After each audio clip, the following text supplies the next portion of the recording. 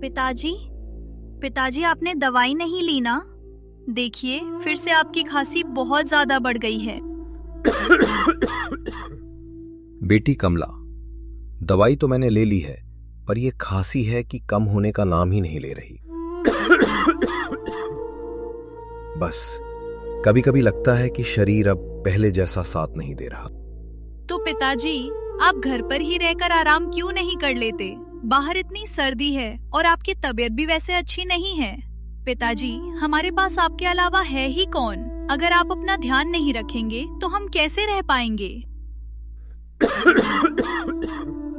बेटी, तुम्हें पता है हमारी हालत कैसी है। इतनी गरीबी में अगर मैं भी घर पर आराम करता बैठा रहूं तो फिर हम क्या खाएंगे, कैसे चलेंगे?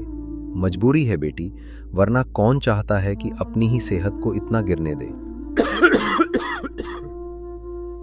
इतना कहते ही श्यामलाल पलंग से उठकर खड़े हो जाते हैं और खांसते खांसते धीरे से बोलते हैं।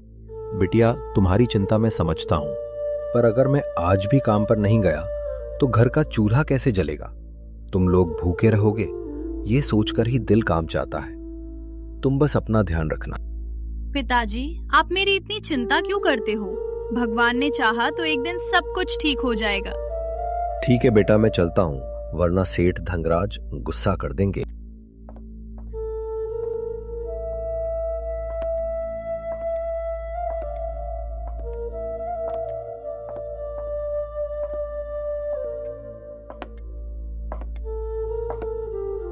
अम्मा, कितनी ठंड है। मेरा तो पूरा शरीर ठंड से जैसे जम ही गया है। बेटा श्यामलाल, इस बार तो सर्दी ने बहुत ज्यादा ही तांडव मचा रखा है। आहा, कितनी ठंड है। हाँ अम्मा, आप ठीक कह रही हो। इस बार की सर्दी को देखते हुए तो घर से निकलना ही मुश्किल हो रहा है। बेटा, तुझे बहुत ज्यादा खांसी हो रही है। अपने शरीर को सेक ले। इतनी ठंड में बाहर क्यों निकला है? घर पर ही आराम करना चाहिए था। अम्मा, आपको तो मेरी स्थिति पता ही है। अगर मैं सेठ की गाय नहीं चराऊंगा तो मेरा घर कैसे चलेगा? सही बोल रहा है बेटा श्यामलाल। एक तो ये गरीबी और ऊपर से ये ठंड, दोनों ही बहुत बुरी हैं।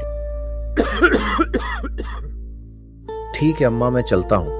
पहले ही बहुत समय हो गया है, सेठ धनराज गुस्सा हो जाएंगे।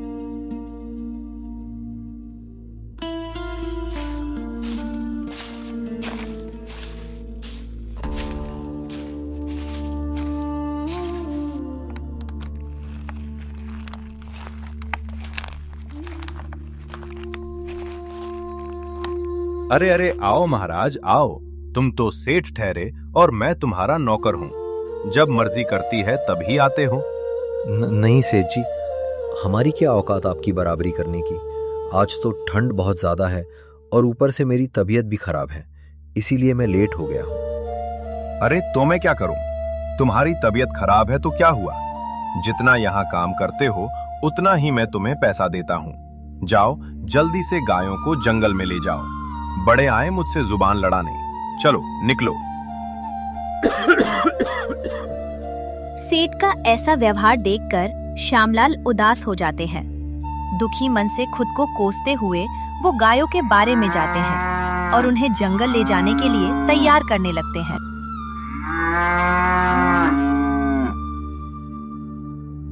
श्यामलाल सारी गायों को लेकर घने जंगल में पहुंच जाते हैं। गायें हरी हरी घास खाने लगती हैं और श्यामलाल ठंड से कांपते हुए एक पेड़ के नीचे आग जलाकर अपने हाथ सेक रहे होते हैं। उसी समय उसी पेड़ के पीछे से दो चोर धीरे धीरे आकर छुप जाते हैं। मकसद ये कि मौका मिलते ही दो गायों को चुरा कर ले जाएं। अरे रघु चाचा, जल्दी कीजिए। श्यामलाल तो पेड़ के पीछे आग जलाकर बैठा हुआ है। तब तक हम गाय को लेकर चलते हैं। हाँ बेटा राजू, चल जल्दी कर, नहीं तो श्यामलाल देख लेगा। रघु और राजू दो गायों को चुराकर जंगल से निकल जाते हैं। फिर जब शाम होने लगती है तो श्यामलाल आग बुझाकर उठता है और गायों को देखने के लिए इधर उधर नजर दौड़ाने लगता है।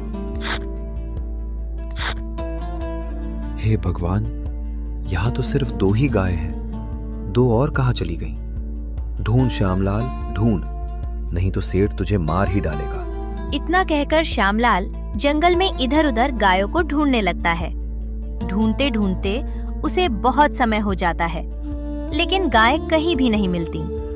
थककर और उदास होकर वो बची हुई 2 गायों को लेकर जंगल से गांव की ओर चल पड़ता है।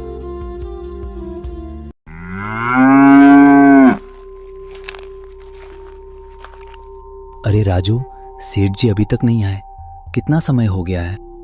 हाँ रघु चाचा, सेठ जी ने तो यही कहा था कि नदी के पास ही इंतजार करना, वो अभी यहीं आ जाएंगे। दोनों के बीच चर्चा चल ही रही थी कि तभी रघु चाचा अचानक बोल पड़ते हैं। राजू देख, सेठ जी आ गए। अरे रघु, अरे राजू, तुम दोनों ने ये काम कर ही दिखाया, अब बताऊंगा उसे। सेठ जी, अब तो हमारी पगार बढ़ा दोगे ना? अरे हाँ राजू, अब तुम दोनों की पगार दुगनी कर दूंगा। सेठ जी, इन गायों का क्या करें? ये तो आपकी ही गाय हैं, फिर आपने इनकी चोरी क्यों करवाई? तुम दोनों अपने काम से काम रखो और जाकर इन दोनों गायों को पुरानी हवेली में बंद कर दो। और हाँ, इस बात का किसी को भी पता नहीं चलना चाहिए। उधर श्यामलाल मुंह लटकाए हुए सिर्फ 2 गाय लेकर बाड़े में वापस पहुंचता है। गायों को छोड़कर वो भारी मन से हवेली की ओर चलता है और उदास होकर सेठ धनराज से बोलता है। सेठ जी, मुझे माफ करना, बहुत ज्यादा ठंड और धुंध के कारण मुझे 2 गायें नहीं मिल सकी। मैंने उन्हें जंगल में बहुत ढूंढा पर वो कहीं भी दिखाई नहीं दी। क्या क्या बोला श्यामलाल? 2 गायें नहीं मिल रही? तो फिर मेरी 2 गाय गई कहां? सेठ जी, मैंने बहुत ढूंढा पर मुझे वो 2 गायें नहीं मिली। वो मैं नहीं जानता श्यामलाल, या तो मेरी 2 गायें वापस ला कर दे या फिर उनका पूरा पैसा मुझे चुका दे। सेठ जी, मैं गरीब आदमी हूं, कहां से 2 गायों का पैसा लाऊंगा? मुझे तो 2 वक्त का भोजन भी ठीक से नसीब नहीं होता। तो मैं क्या करूं श्यामलाल? अगर तुम मेरे पैसे नहीं दे सकते तो अपना घर खाली कर दो। आज से वो घर मेरा है, समझे? सेठ जी, मुझ पर दया कीजिए, मैं अपनी बेटी को लेकर कहां जाऊंगा? वो मुझे नहीं पता, और अगर तुम्हें अपनी बेटी की इतनी ही चिंता है तो उसे मेरी हवेली पर छोड़ दो, उसका ख्याल मैं रख लूंगा। सेठ जी, मेरी बेटी आपकी बेटी के समान है, आप ऐसी बातें कैसे कर सकते हैं? अरे तेरी बेटी तो खरा सोना है, अगर वह मुझे मिल जाए तो मेरा जीवन संवर जाए। बस बहुत हो गया सेठ जी, गरीब की मजबूरी का मजाक उड़ाना आसान है, पर यह मत भूलिए कि ऊपर वाला सब देख रहा है। रघु, राजू, तुम लोग भी हंस रहे हो, कल किसकी हालत ऐसी हो जाए कौन जानता है। बेचारा श्यामलाल ये सुनकर शर्मिंदगी महसूस करता है और वहां से चुपचाप निकल जाता है। उदास चेहरा लटकाए वो अपने घर की ओर जा रहा होता है। इतने में रास्ते में अम्मा मिल जाती है। अरे अरे श्यामलाल, क्या हुआ बेटा? तुम इतने उदास क्यों लग रहे हो? कुछ नहीं अम्मा, बस सेठ जी ने आज ऐसी बातें कह दी कि दिल टूट गया, मैं बेइज्जत होकर चला आया। ऐसे क्या कहा सेठ ने जो तुम्हें इतनी पीड़ा पहुंचा रहा है? अम्मा, सेठ ने मेरे सामने मेरी बेटी के बारे में ऐसी वैसी बातें कहीं, मैं कुछ बोल भी ना पाया, बस अपमान सहकर लौट रहा हूं। बेटा, तुम सही कह रहे हो, सेठ धनराज की नजर सही नहीं है। अगर मेरी राय मानो तो महाराज से इसकी शिकायत करो, मैं भी तुम्हारे साथ चलती हूँ। रामलाल अम्मा की बात मान लेता है। वो अपनी बेटी कमला को साथ लेकर सीधे महाराज के दरबार पहुंचता है और वहीं न्याय की पुकार लगाता है। उसकी आवाज में दर्द भी था और साहस भी, क्योंकि अब वो अपनी बेटी की रक्षा के लिए आखिरी आसरा लेकर आया था। श्यामलाल, मैं एक पक्ष की बात सुनकर न्याय नहीं कर सकता, इसलिए मुझे दूसरे पक्ष सेठ धनराज और उसके नौकरों को भी दरबार में बुलाना होगा। महाराज श्यामलाल लाल की पीड़ा सुनकर तुरंत गंभीर हो उठे।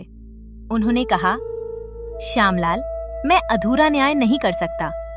यदि इस मामले में सच सामने लाना है तो सेठ धनराज और उसके दोनों नौकर रघु तथा राजू, इन तीनों को दरबार में उपस्थित होना होगा।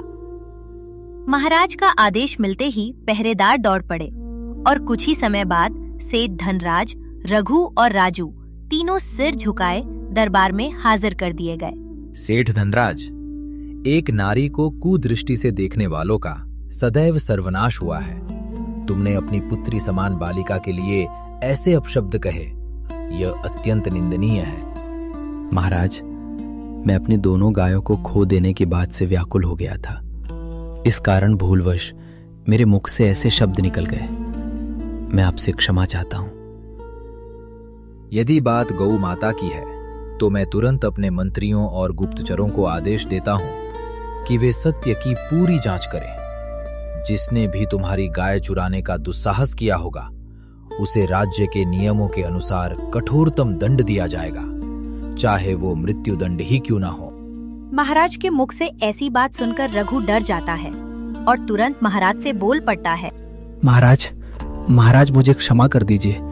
गायों को मैंने ही चुराया है और ऐसा करने के लिए मुझे सेठ धनराज ने ही कहा था।